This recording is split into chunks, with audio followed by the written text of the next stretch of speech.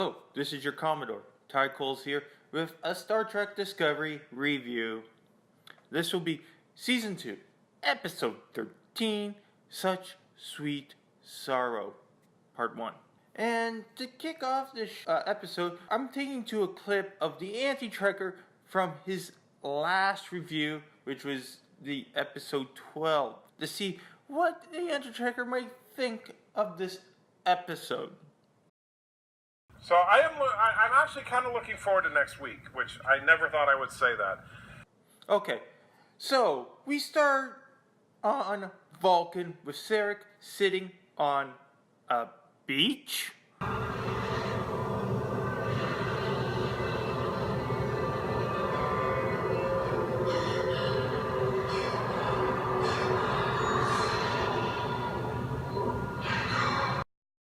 Like, okay, I guess Star Trek Discovery has ignored the fact that Vulcan is a desert planet and that everything, including the J.J.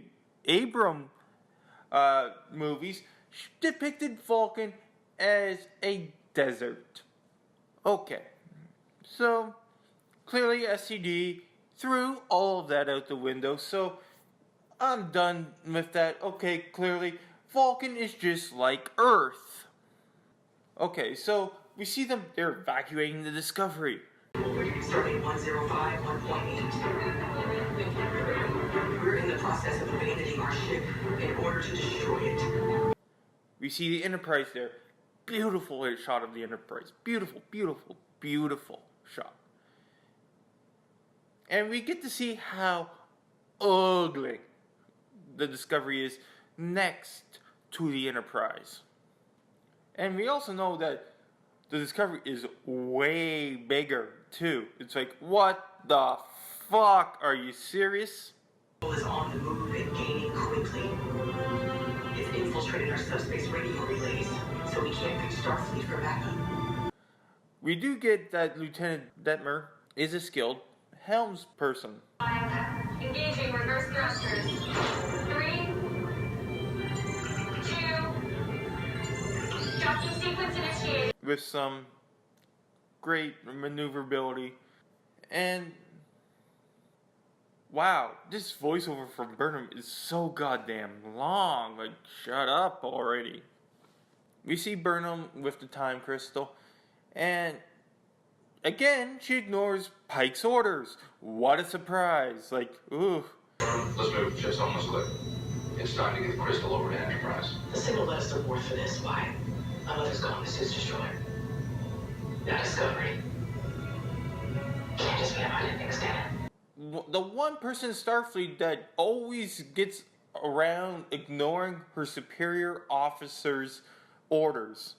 Like, I don't think Kirk, Picard, Sisko, or Janeway would have had anything to do with her if she kept on disobeying orders this much. She would have been slapped down to ensign or crewmate, probably placed in the brig, but no. Not on this show. Then we see Pike and Saru start the auto-destruct. They ripped off the TNG self-destruct sequence. Recognize Picard, Jean-Luc. Recognize Riker, William T. Which was done 100 years after the fact. And they completely ignored that you needed 3 senior people to arm the auto-destruct in the TOS era. Code 000. Destruct 0.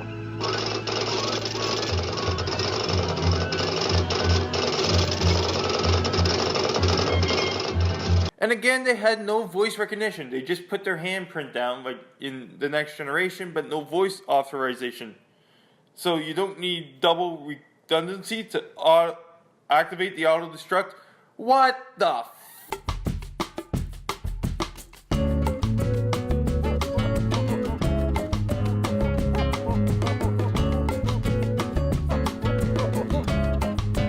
So we see the reimagining of the Enterprise. Measure, sir. She will go with the dignity she deserves. After. Okay, looks good. A lot better than what they did in JJ. And okay, I'm gonna nitpick every little thing in this Enterprise. The turbo lifts, great job redoing redesign of the original turbo lifts, down to the handles. But Pike should have held on to it the entire time, not just one twist. They're gone. You don't say when was that? It's always been established you hold on to that for the duration of the time you're in the turbo lift. And also, when coming off out of the turbo lift onto the bridge, there's too much of a gap between the turbo lift door and the bridge itself. It should be flush with the consoles. There should be no back hallway, which we can clearly see here. Got on the bridge. The bridge is too damn shiny.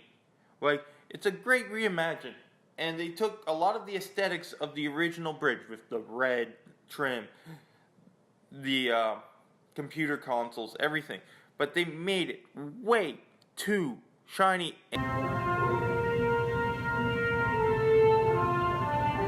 Welcome home, Captain. I love that they used the proper sound effects for everything.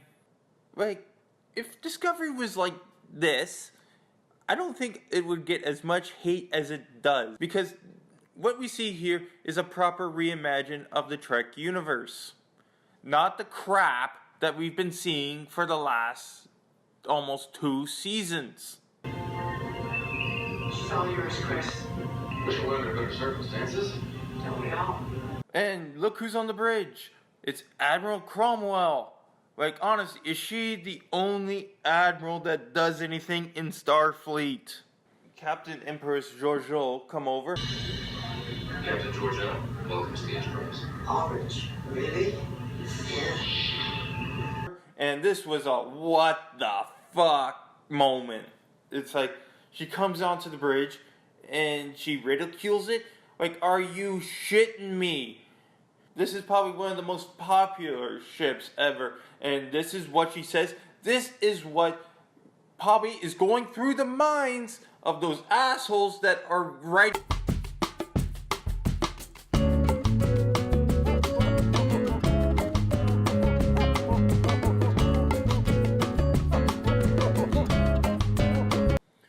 I love this line that Captain Pike said about Discovery. We will never see another one like her. We'll never see another like her.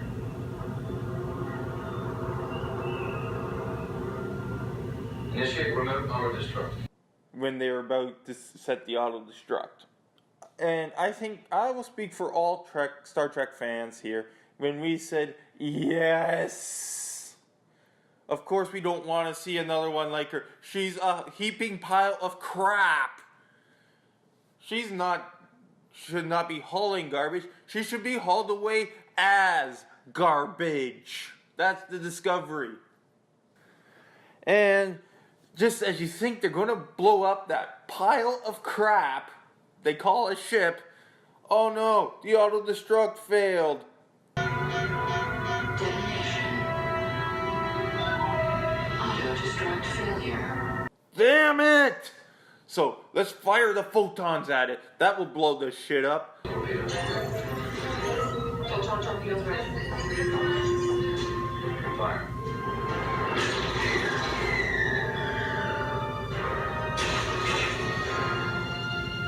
Captain, Discovery's shields are... Shields are up.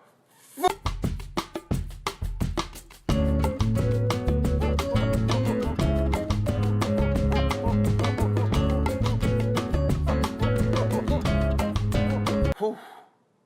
So, Burnham jumps into the future just as after that happens, and we see the battle.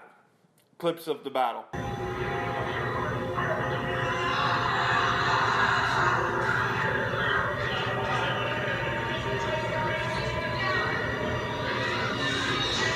And the Discovery crew is killed. Thank you, Leland of Borg. We have someone we can cheer for. Leland of Borg will kill the Discovery crew.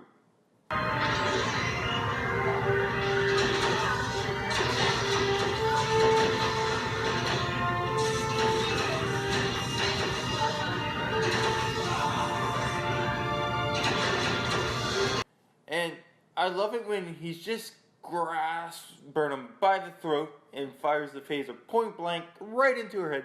Exactly what she deserves.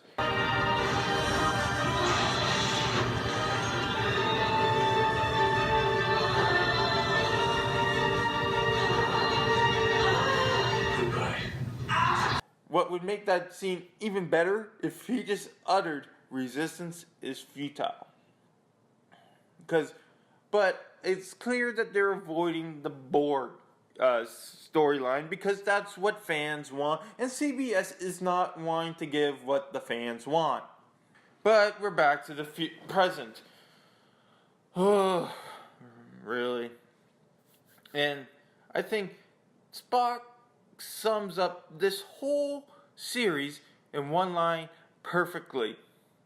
Ergo, Discovery's very existence is the problem. Then, finally, after all of that stuff, 13 minutes into the show, we get our title sequence. And then we go into them. They have to create another time suit. Really? Oh, I'm just going to say it out. I hate this scene altogether. The suit was tailored to Dr. Burnham's DNA. Which makes my mRNA the closest genetic match. I'll do it. And also, we learn that Burnham is the Red Angel after all. Whoop-de-fucking-do! We figured that out in episode 4, and yet you strung it up until episode 13. I believe your mother was in the Red Angel. However, the biological signature identified another. You. Her efforts were focused entirely on the sphere data. She stated that she did not send the signals. Therefore, you did. We get the 5th signal. Then there were 5. And it brings us back to the most hated short trek of all, The Runaway, because they bring back Poe.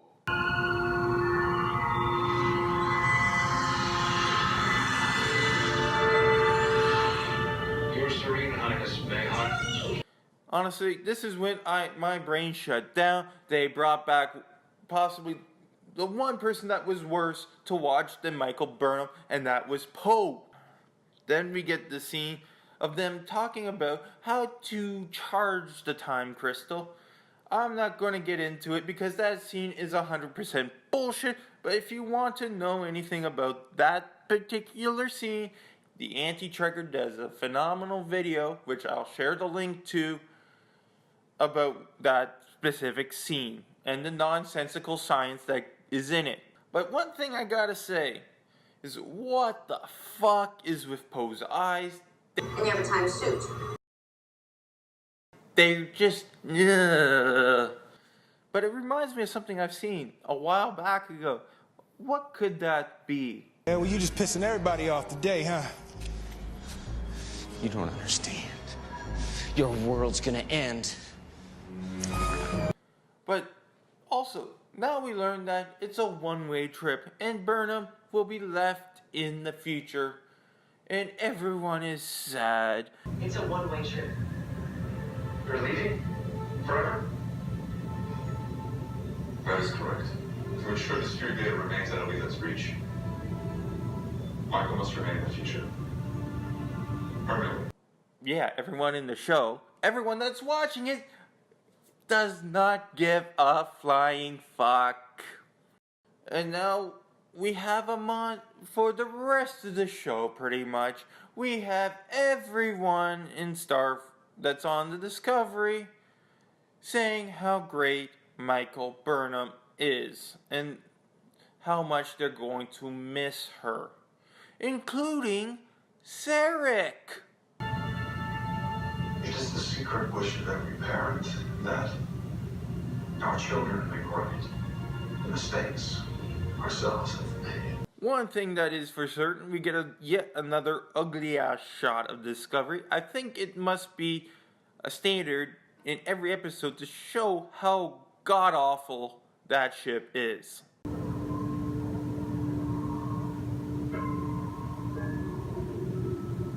Then, with 20 minutes left until this fleet shows up, that's when Burnham learns how to use the suit.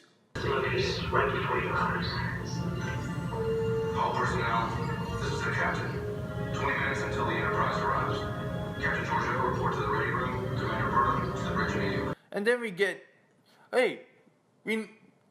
confirmation. Burnham is Jesus. Just look at the scene. Look at the scene right here. It's Burnham and the 12 apostles. Pike gets back into his gold uniform. Thank you. Even though it's still not original, it's a hell of a lot better than the Discovery crappy uniforms that we've been seeing that we've always see. And instead of getting ready with less than 8 minutes left, Pike gives a goodbye speech. Serving as your captain has been one of the greatest honors of my career. You are exceptional officers, exceptional individuals. Every single one of you. Are you kidding me? You're within 8 minutes of fighting for your lives. The defense of the entire universe. And you're giving a goodbye speech. Then you gotta wonder if they have a technology from Gallifrey. Because look at how many freaking shuttlecrafts and support crafts are coming out of the Enterprise and Discovery.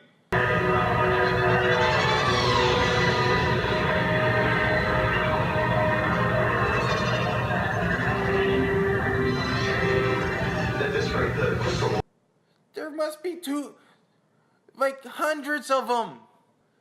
And then the Section 31 ships are there. Pike finally gets his ass to the Enterprise. And then raises the shields. Shields up. Just as they're there, surrounded. And if Section 31 had any brains in them, the writers, if they had any brains on them, they would have had those shields raised so much earlier.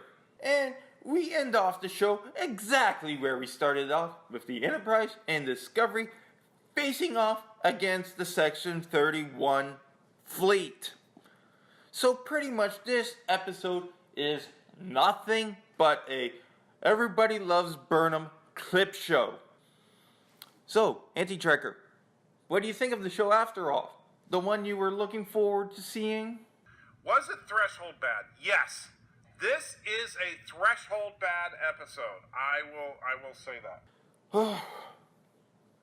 Sorry for my curse-filled rant. This episode was just horrible from top to bottom. This episode signifies everything that is wrong with STD. Now I'm going to go drink my sorrows away. For your Commodore, Ty Coles, live long and prosper. Hailing frequencies closed.